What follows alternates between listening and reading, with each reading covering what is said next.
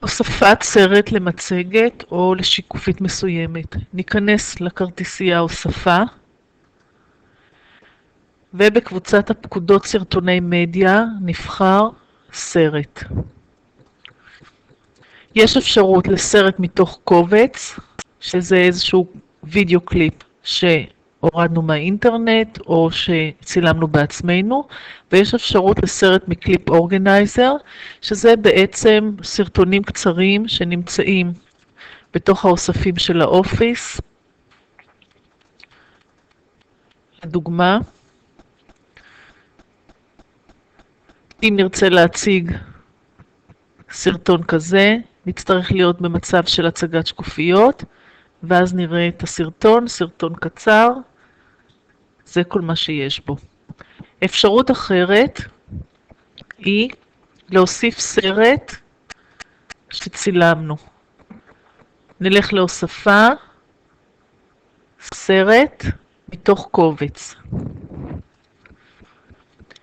במסך הוספת סרט נבחר את הקובץ המתאים, נניח הקובץ הזה, אישור.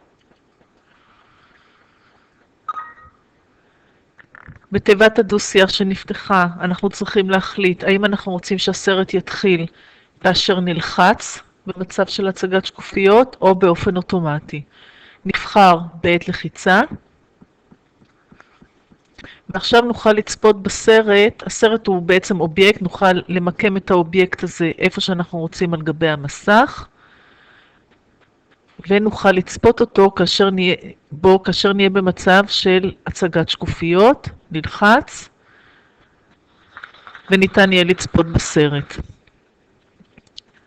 מבחינת ההגדרות, ניתן להגדיר באמצעות כלי העריכה של הסרטים.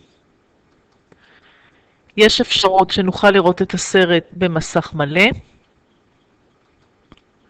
שהסרט ימשיך בלולה עד לעצירה, כלומר יגיע לסוף ויתחיל שוב מההתחלה, ונוכל לראות אותו במצב כזה. נלחץ, ונקבל את הסרט על פני מסך שלם.